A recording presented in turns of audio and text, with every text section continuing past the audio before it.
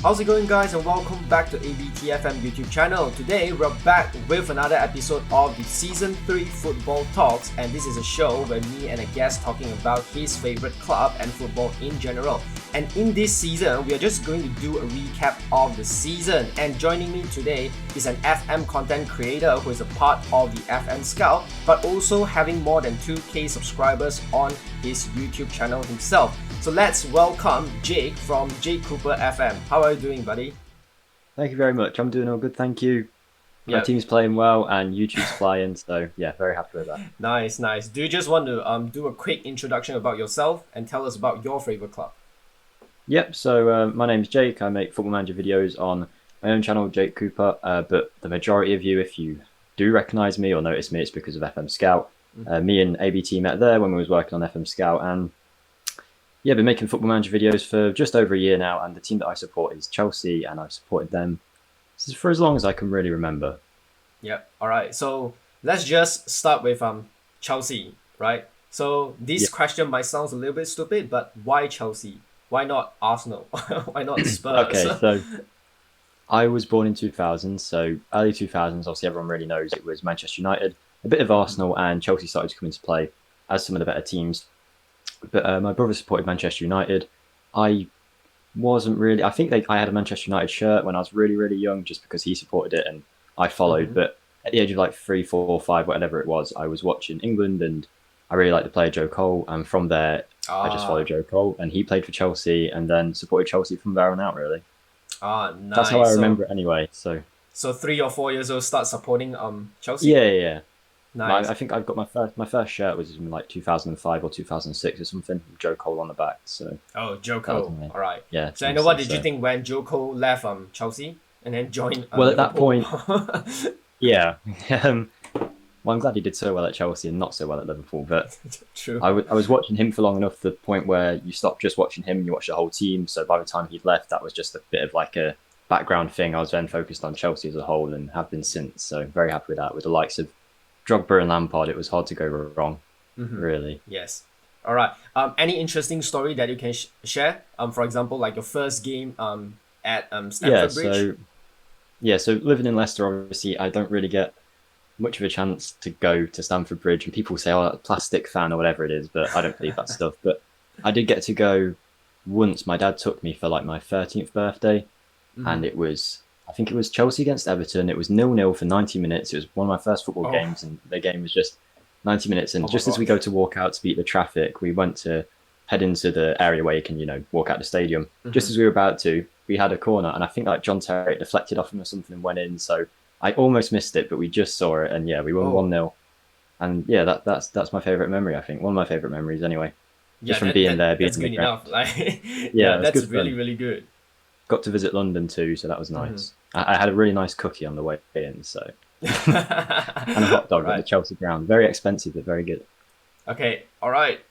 So right now, let's just talk more about like the team performance in this season. So from a scale of 1 to 10, how would you rate your team performance? Probably have to separate it. Frank Lampard, Thomas Tuchel. Yep. Let's just start with Frank Lampard. Okay, start with Frank. Well, I was a big fan of Frank.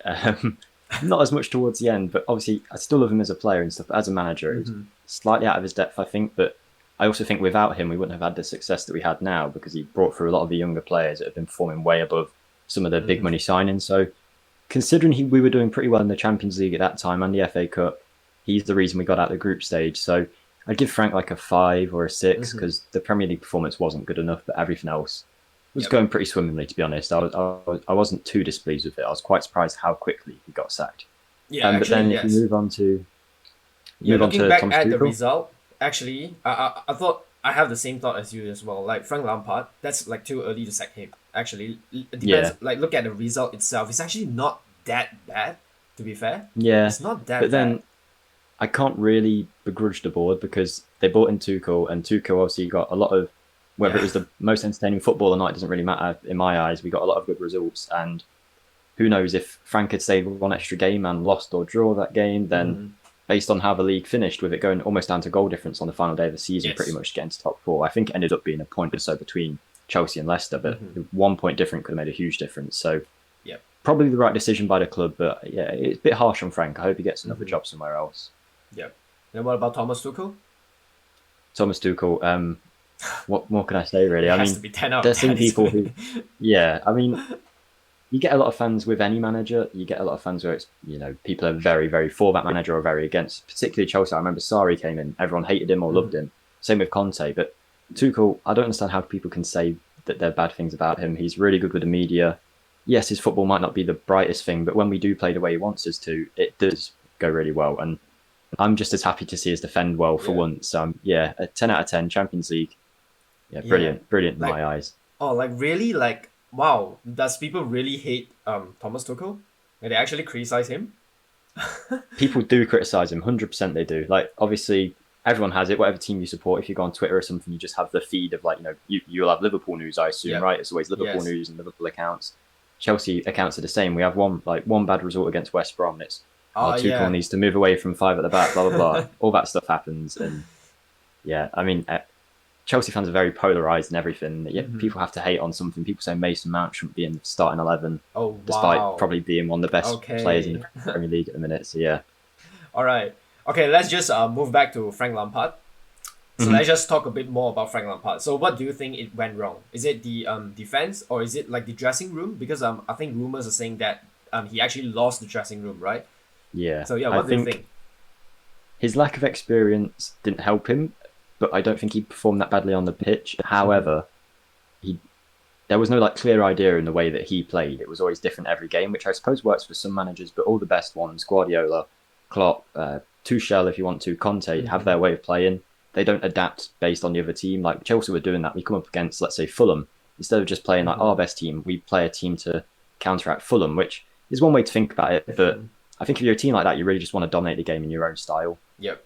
And then because of that, because he didn't have his own ideas, supposedly all the rumours say that he lost the dressing room. He lost the more experienced players who he wasn't using at all, like your Alonsos, your Rudigers, who have like big influence on the dressing room. And I think that's probably a combination of all of it. I think lack of experience is probably the biggest problem. I think a lot of people probably thought he jumped the gun to join Chelsea so soon. Maybe didn't have the minerals to do it yet. But yes, I actually think that probably it's just the inexperience, because I thought he's just going to stay at Derby for another season. That'll be good. That'll be great. But he actually just like, we'll just join Chelsea and then manage Chelsea. It was a circumstance thing as well, I think, because of Chelsea's transfer ban at the time. No manager really wanted to take on that job. And I'm glad that Frank did, because I think he did a good job of bringing through the players that we did bring through. And whether they're all in the first team anymore isn't that big of a deal, but the likes of Mount and Reece James have done really well. You had players like Tomori and Abraham come through, whether they move on or not. Them two players are going to have really good careers. Yes. So I think he did a very good job of bringing them through. And without the transfer ban, Mount would still be at, Vitesse on loan or something. Yeah. So, and then what do you think of the transfer that Frank Lampard made? Like, for example, signing Kai Havertz, signing Timo Werner, but don't really have I don't think Frank Lampard actually like fully utilized all the players. Like, they're actually not that good under Frank Lampard. So what do you think of like the transfer? I find it hard to criticize any of the signings. I mean, you got Thiago Silva. I thought he did a great job. I don't think anyone can deny that. On a free transfer, people probably thought he was done for. And now he's played in a Champions League final and won it. Something he didn't do at PSG. Then you brought in Havertz, who I think, yes, he maybe didn't live up to his billing just yet, but the kid's still very young. Scored a Champions League final goal, which in my eyes is worth 300 million pounds. So happy with that. And just like Fernando Torres, man. Yeah, exactly. Just like against Barcelona. But the one that everyone criticises, of course, is Werner, because Werner, people thought he was going to come in and be this amazing goal scorer. I was probably one of them, but I don't think what he did was necessarily a bad thing this season. I thought he still played well. He might not finish the chances that he should do. He's obviously quite a big meme now for like missing every chance. And but overall, I think he does a very good job on the pitch. I mean, every time he played Manchester City recently, just because of Werner, how quick he is, they're so scared of him that even if he's never going to score a goal, he draws 3 defenders away. True. Yeah. If you watch the Havertz goal that's win the Champions League, you watch on the other side of the pitch, 2 of the Manchester City defenders are out of position following Werner. So he does a good job, even if people don't see it. Yes, Outside of that, who was there? Ziyech, Mendy. Ziyech maybe hasn't hit the heights. Mendy's done really well.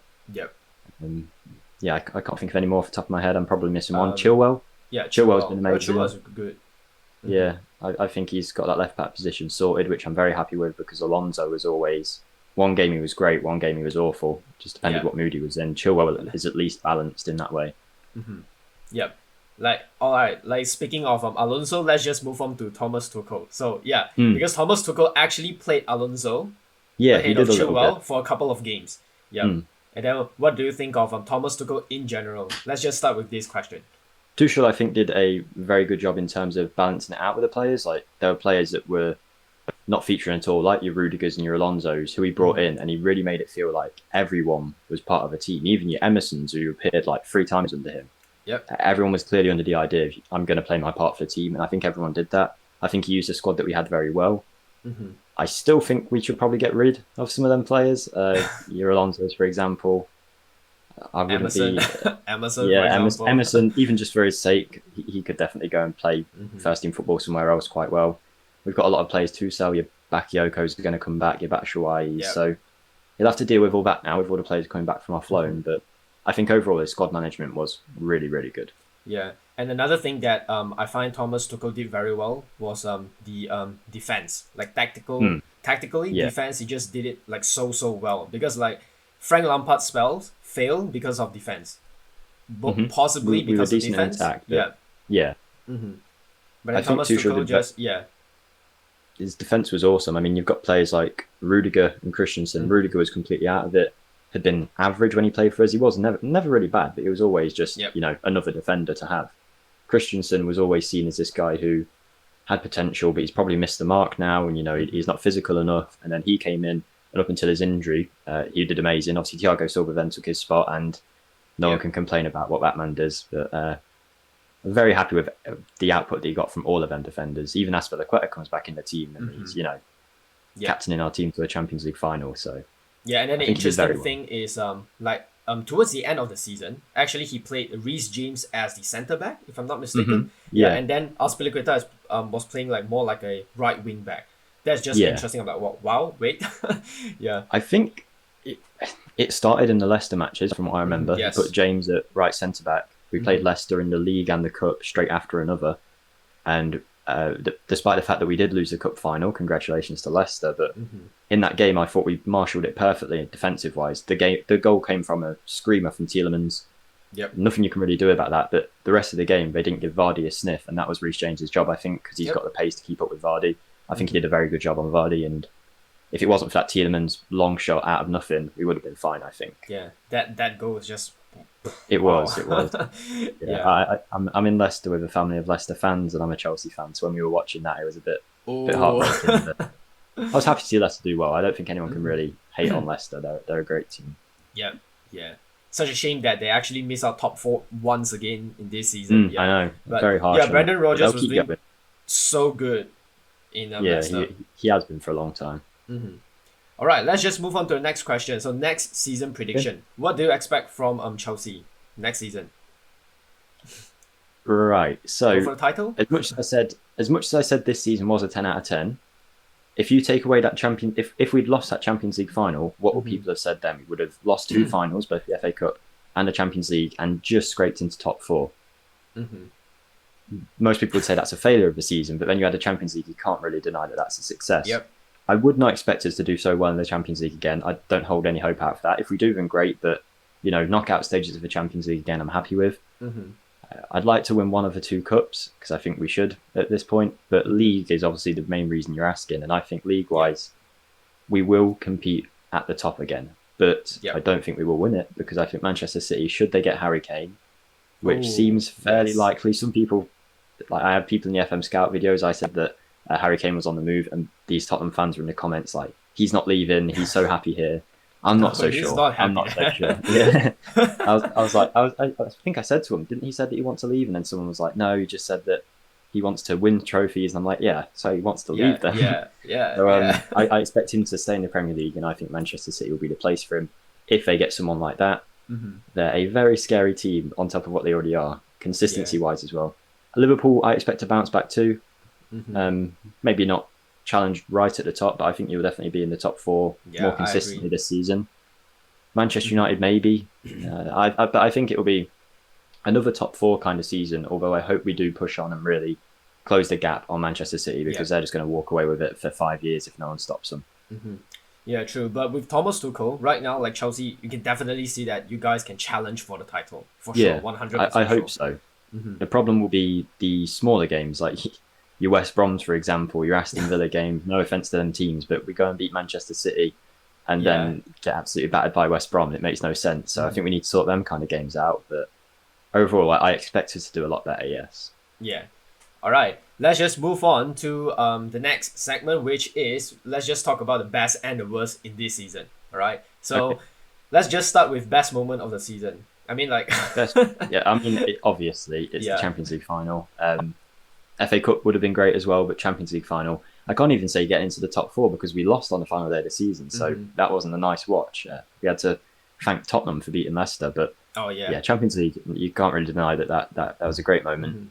Great goal from Havertz. And that is, of course, the best moment of the season. Did you watch the Champions League final? Oh, yeah, of course I did. Of course I watched it. It was brilliant. So that for me is the greatest moment of this season. And probably for the next 5 seasons will be the greatest moment. I was just watching at after Chelsea lifting up the trophy, Mason Mount was doing the the Drogba celebration. That one was like, oh, okay, so this will be the tradition of for Chelsea every time when they win. Full circle. Yeah, that's just so good. And then with you see like Timo Werner lifting up trophy as well, Kai Havertz as well, and then you'll be like, oh, actually it's not that bad, man. People are saying like, oh, Kai Havertz and Timo Werner joining Chelsea for no reason, and then this season Chelsea is just so bad, inconsistent as well. But then watching them lifting up trophy, and then obviously you have like Kante as well. It's just heartwarming, man. I think we've done very well in the fact that winning the group is quite young still. So winning the Champions League now, like this, a lot of the commentators said in the day, that's really going to shape like the next 5 years of that team. They're going to already know they've won the Champions League. Next time they go into a final, whether it's Carabao Cup or FA Cup or maybe another Champions League, they know they've got the experience that they've won it, and that can really lend itself into a good performance. I mean, Real Madrid won it 3 years in a row with arguably not the greatest team ever.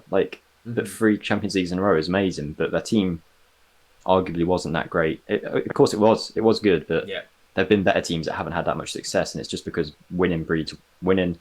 Win more, you breed more winning. So I hope that happens with our team. And it was really heartwarming to see all like the academy graduates and stuff winning it together. So very happy with that. Yeah, I want to mention this because before the Champions League final, I think Sky Sport actually had an interview with Thomas Tuchel, and then they actually asked the question like, do you think Thomas Tuchel can win the Champions League? And then Tuchel was like, yes, definitely. And then with that response, I was like, oh wow, he is really confident, and I really hope that he can win the Champions League. Like the confidence from Tuchel is just it's just so powerful, man. He's confident, but in a way that he respects his opponent, of course. I thought, from what I saw in the pre-game stuff, Guardiola seemed to take it a little bit more. He's obviously a great manager, but he seemed to be very like, yeah, of course we're going to win it. Like Guardiola was like, yeah, but then on the day you see him go, and he switched his team around, didn't he? So he didn't have Rodrigo or Fernandinho. Oh yeah, really, that was just it's obviously played on his mind quite a lot that he's lost to Chelsea the last 2 times. He's obviously thought of a way to try and counteract that, and it didn't work. People say it was his fault that they lost because he overthought it. So I think you can be confident, but you've also got to respect your opponent in that way. I think Manchester City just assumed they would. I think Chelsea knew they'd have a hard game, but believed they could. I think that's the difference. Yeah, I was thinking like rather than saying Pep his overthinking and something like that, probably should give more credit to Thomas Tuchel and Chelsea. Yeah, 100%. Because Chelsea defended so well in that game. It's just so good. There's a reason he's got to overthink, because we've caused them problems before. We played them twice before that under Tuchel, I think, and won both. Could be wrong, but I think I'm right.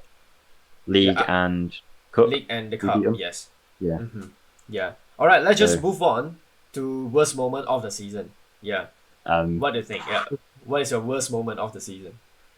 Okay, so there's 2. Obviously, Frank Lampard getting sacked, whilst it might have been a relief, it was not nice to see. Like a club legend go out like that. Hopefully, he does more in his career, and people forget about that manager year and just remember all the good things he did. But I think for me, it was the 5-2 loss to West Brom. Oh. I could say the FA Cup final, but Leicester played well on the day. I can't really begrudge Leicester for winning it. They deserve it. But the 5-2 against West Brom, that could have been 10-0 West Brom. It was embarrassing, that game. I thought it was all going to fall apart at that moment. You know, you have that little high when the manager comes in. I thought that was where it all went downhill, but it didn't, thank God. Yeah. We didn't. Yeah. So for me, that would be the worst moment for sure. Yeah, I was watching that game, Chelsea against West Brom, and then West Brom's goals is just like amazing. And then actually, it's felt more like training ground goal. I don't know why. It's just like so easy, so simple.